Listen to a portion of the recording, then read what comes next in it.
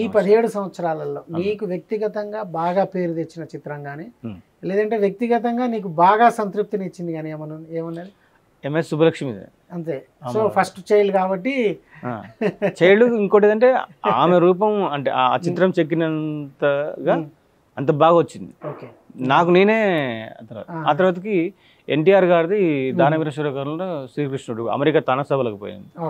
ఆ చిత్రం చూసి కూడా చాలా మంది చిత్రకారులు అసలు ఇది ఏం వర్క్ ఇట్లా చేసినామని పరేషాన్. అంత గొప్పగా అంటే చేసేటప్పుడు నాకు గొప్పగా చేయాలి అలా. అంటే ఇది ఈ స్టోన్ మీద వేసే ఆర్ట్ ఒరిజినల్ గా ఆర్టిస్ట్ కాకపోతే కేవలం ట్రేస్ తీయడం వల్ల వేయగలుగుతారు? లేదు. పెయింటింగ్ లో షేడ్స్ ఎట్లా అయితే మొత్తం తెలిసి ఉండాలనో చిత్రకారుడికి, ఏ పెయింట్ ఏ కలర్ వేస్తే ఏ షేడ్ ఎక్కడ ఏం వేస్తే ఎట్లా యూజ్ చేస్తే ఆ నాలెడ్జ్ ఉండాలి, కంపల్సరీ ఉండాలి. ఖచ్చితంగా ఆర్టిస్ట్ అయి ఉండాలి, దీని మీద ఇలా ఉండాలి, తప్పకుండా ఉండాలి. సో నీకు ఆర్టిస్ట్ బ్యాక్గ్రౌండ్ దీనికి పనికొచ్చింది. నేను కమర్షియల్ ఆర్టిస్ట్ని, తర్వాత బొమ్మలు కూడా వేస్తా. గొప్ప గొప్ప ఎగ్జిబిషన్లు పెట్టకపోవచ్చు కానీ బొమ్మలు వేసే వాటి మీద నాలెడ్జ్ ఉంది కాబట్టి నాకు సేమ్గా ఒకవేళ మనం కలర్తో వేస్తేనా, ఒకవేళ ఏమైనా పోయిందనుకో కొంచెం బై మిస్టేక్ కలర్ ఎక్కువైనా తక్కువైనా మళ్ళీ మనం దాన్ని చెడుకొని మళ్ళీ వేసుకోవచ్చు. కానీ స్టోన్ మీద ఆ చాయిస్ లైన్ కొంచెం క్రాస్ అయిందంటే గతమే, పనికిరాదు. ఇది ఇంకా చాలా జాగ్రత్తనే వేయాలి. మళ్ళీ సేమ్ దాంట్లోనే ఇప్పుడు బ్లాక్ అండ్ వైట్ లోనే షేడ్స్ చూపించాలి, డార్క్ చూపించాలి, లైట్ చూపించాలి, మీడియం చూపించాలి, మళ్ళీ ఒరిజినల్ చూపించాలి. ఈ 4 టోన్స్ ఉపయోగించాలి దీంట్లో. తెలిసి ఉండాలి. ఏ మాత్రం కొంచెం అడిట్ అయినా కానీ రూపురేఖలన్నీ చేంజ్ అయిపోతుంది. మళ్ళీ మనం దానికి చేంజ్ చేయడానికి కూడా వీలు కాదు. నీ షాప్ లో చూస్తే మనకు సచిన్ టెండూల్కర్ తో దిగిన ఒక ఫోటో కనిపిస్తుంది. అది కూడా మీరు ఇందాక అడిగిర్రు, మీరు బాగా చేసిన చిత్రాలలో ఏది మీకు తృప్తినిచ్చినది. సచిన్ టెండూల్కర్ కూడా నాకు ఆయనది కూడా ఈ వరల్డ్ లెజెండ్స్ చేసిన క్రమంలోనే చేసి పెట్టిండు 2009లో. అది చేసి పెట్టిన తర్వాతకి ఆయన కలవడాలని అనుకున్నాము. జనరల్ గా అది అసాధ్యం కోరిక. కానీ ఆయన 2013లో ఇక్కడ మన దగ్గర ఎల్బీ స్టేడియంలో, ఉప్పల్ స్టేడియంలో మ్యాచ్ ఆడడానికి వచ్చిన రోజు 2009లో వేస్తే 2013లో 4 సంవత్సరాలు గెలిచింది అవకాశం. అప్పుడు రావడానికి ఇక్కడికి వచ్చినప్పుడు ఇప్పుడు మా ఊళ్ళో శ్రీధర్ రెడ్డి అని ఉండే, గడ్డం శ్రీధర్ రెడ్డి బాబు అని ఆయన ఉండే. వాళ్ళ పాప క్రికెటర్, అమ్మాయిల క్రికెట్ లో ఆడుతుంది. ఆయనకు ఆ పరిచయాలు ఉన్నాయి. తర్వాత వాళ్ళ పొలిటికల్ కూడా వాళ్ళ ఫ్యామిలీ బ్యాక్గ్రౌండ్. ఇక మా ఊరు ఆయన పటేల్ కాబట్టి కొంచెం అంటే నేను పరిచయం అయితే, నేను మా ఫ్యామిలీ మెంబర్స్ అందరు పరిచయం అయిన చెప్తే ఇట్లా ఒకసారి చూపిస్తే బాగుంటుంది అంటే తీసుకుపోయి చూపించిన. అంటే అన్ఎక్స్పెక్టెడ్గా తీసుకుపోయిన ఆయన కాడికి. అంటే కొన్ని పొలిటికల్ బ్యాక్గ్రౌండ్ ఉంటుంది, ఉపయోగపడుతుంది చెప్తే ఎమ్మటే ఆయన కూడా చూసి ఎమ్మటే కార్ తీసుకొని స్టేడియంకి పోయింది. డైరెక్ట్ స్టేడియంకి.